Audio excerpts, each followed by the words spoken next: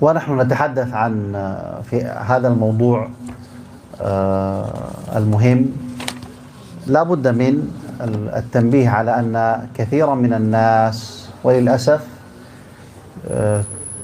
يعني تحت هذا المعنى وهو محبة النبي صلى الله عليه وسلم يجيز لنفسه أن يفعل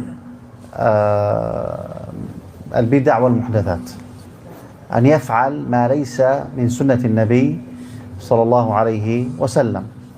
فالنبي صلى الله عليه وسلم يقول: خير الهدي هدي محمد صلى الله عليه وسلم، خير الطريق وخير السنة سنة النبي عليه الصلاة والسلام. فيأتي هؤلاء تحت شعار محبة النبي صلى الله عليه وسلم فيفعلون عبادات ويتقربون إلى الله بأشياء ليست من سنة الرسول صلى الله عليه وسلم، ولم يفعلها الرسول صلى الله عليه وسلم. كما نشاهد في هذه الأيام الاحتفال بمولد النبي عليه الصلاة والسلام، فهذا الاحتفال ليس من الدين. هل نحن أشد حبا للنبي صلى الله عليه وسلم من الصحابة الكرام رضي الله عنهم؟ الجواب لا. هل احتفل النبي صلى الله عليه وسلم بمولده؟ الجواب لا. هل احتفل الصحابة بمولده؟ الجواب لا. هل احتفل التابعون بمولده صلى الله عليه وسلم؟ الجواب لا. هل احتفل أتباع التابعين بمولد النبي صلى الله عليه وسلم؟ الجواب لا.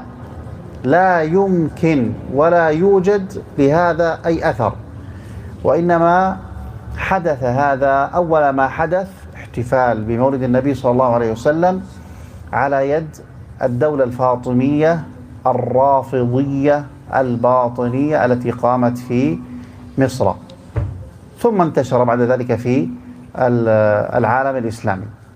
وليس معنى انتشاره أنه يعني شيء حسن أو يسكت عنه، بل لا، هذا من البدع والمحدثات.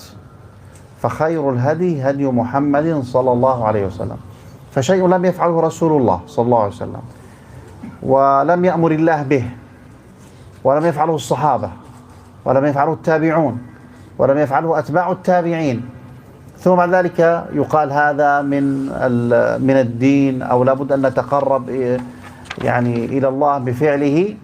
فنحن لا نتقرب إلى الله عز وجل إلا بما شرعه على لسان رسوله صلى الله عليه وسلم. وليس معنى أن من لم يحتفل أنه لا يحب النبي صلى الله عليه وسلم، أعوذ بالله. كيف يقال هذا للمسلم؟ المسلم يحب النبي صلى الله عليه وسلم أكثر من نفسه وأكثر من والده ومن ولده ومن الناس أجمعين، ولذلك كان النبي صلى الله عليه وسلم يحذرنا من البدع والمحدثات. فالواجب علينا كما ذكرنا سابقا أن نتعلم سنة النبي صلى الله عليه وسلم وأن نطبقها وأن نعلمها وأن يعني ندافع عنها وأن نحذر من البدع والمحدثات. نسأل الله سبحانه وتعالى أن يوفقنا وإياكم لكل خير وأن يجنبنا كل شر، ونسأله سبحانه وتعالى أن يرزقنا الزيادة من محبة النبي صلى الله عليه وسلم، وأن يحشرنا معه وأن يجمعنا به في جنات النعيم. وصلى الله وسلم على نبينا محمد وعلى آله وصحبه وسلم. Baik, yang terakhir sebagai penutup, saya mengatakan bahwa kita membahas tema ini tentang cinta, mencintai Rasulullah SAW. Ini perlu ada satu hal yang mesti kita ingat dalam mencintai Nabi SAW. Itu bukan berarti kita bebas melakukan hal-hal yang tidak disyariatkan, walaupun isyaratnya itu kayaknya menunjukkan kecintaan kita kepada Rasulullah SAW, padahal nggak disyaratin. Jadi sekali lagi, terkait pembahasan ini, tema mencintai Rasulullah SAW, bukan berarti kita bebas melakukan hal-hal yang tidak disyariatkan, walaupun kayaknya itu nunjukin cinta kita kepada Rasulullah SAW. Jadi kalau tidak disyariatkan jangan, nggak boleh. Kenapa? Karena kita ingat tadi yang disampaikan bahwa sebaik-baik perkataan adalah perkataan Allah dan sebaik-baik petunjuk adalah petunjuk Nabi Muhammad SAW. Ada orang-orang yang mereka melakukan hal-hal yang tidak disyariatkan dan mereka mengira dengan itu mereka sama dengan mencintai Rasulullah SAW. Ini tidak benar seperti ini, karena patokannya adalah perkataan Allah itu sebaik-baik perkataan, petunjuk Nabi sebaik-baik petunjuk. Sebagaimana kita lihat sebagian orang yang mereka merayakan Maulid Nabi Sallallahu Alaihi Wasallam. Jadi sebagian orang yang mereka ramai-ramai merayakan Maulid Nabi Sallallahu Alaihi Wasallam. Kemudian mereka mengatakan mereka cinta Nabi Sallallahu Alaihi Wasallam. Orang-orang yang tidak Maulid ini tidak cinta Nabi Sallallahu Alaihi Wasallam. Maka di sini Syekh Hafizahullah ingin mengajak kita berpikir, yaitu antara kita dengan sahabat Nabi SAW, itu yang paling mencintai Nabi SAW itu kita apa sahabat gitu.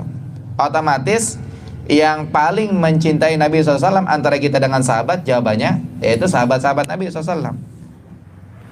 Kemudian juga di sisi yang lain, saya juga ingin mengajak kita berpikir, yaitu terkait masalah merayakan Maulid Nabi SAW. Itu kalau kita lihat, apakah Nabi SAW merayakan Maulid apa enggak gitu. Ternyata kalau kita lihat enggak. Kemudian kita lihat para sahabat yang benar-benar mencintai Nabi SAW, apakah mereka merayakan Maulid? Jawabannya juga enggak. Kemudian juga murid-muridnya sahabat tabi'in, yang mereka juga pastinya mencintai Rasulullah SAW, apakah mereka merayakan Maulid? Enggak juga. Kemudian murid-muridnya tabi'in juga sama, mereka semua tidak merayakan Maulid. Dan kalau kita mau maksa nyari, nggak bakal kita ketemu dalilnya. Mereka merayakan Maulid, nggak bakal kita ketemu buktinya. Mustahil kita bakal nemuin bukti bahwa Nabi ngerayain Maulid, sahabat ngerayain Maulid, atau tabi'in ngerayain Maulid, atau tabi'ut tabi'in ngerayain Maulid. Mustahil kita ketemu bukti kalau mereka benar-benar ngerayain Maulid. Dan di sisi yang lain, ternyata kalau kita mau cek, Maulid ini baru-baru muncul di zaman Daulah Fatimiyah. Daulah Fatimiyah ini mereka adalah orang-orang Syiah Rafidhah, ada di Mesir. Kemudian ketika Maulid ini merebak ke seluruh dunia, katanya di mana-mana udah Maulid, di daerah ini ada Maulid, daerah ini ada Maulid, sekarang muncul orang kok nyalahin. Maka dia harus tahu, Maulid ini bisa nyebar bukan sama dengan itu perkara yang hasan, bukan perkara yang baik. Maka sesuatu yang tidak dilakukan oleh Nabi SAW, kemudian sesuatu juga tidak diperintahkan oleh Allah Subhanahu wa Ta'ala, sesuatu tidak dilakukan oleh para sahabat, para tabi'in, para tabi'ut tabi'in, maka itu baiknya di mana begitu. Dan tidak dikatakan Maulid itu bagian dari agama, karena memang zaman Nabi dalam beragama beliau itu nggak ada acara Maulidan gitu, nggak ada. Merayakan Maulid tidak ada. Dan kita tidak bertakarrub kepada Allah dan kita tidak beribadah kepada Allah kecuali dengan hal-hal yang disyariatkan saja. Kemudian juga tidak dikatakan orang-orang yang tidak ngerayain Maulid, tidak dikatakan dia nggak cinta Rasul, nggak juga. Karena kita sebagai orang yang beriman, kita pastinya mencintai Nabi SAW.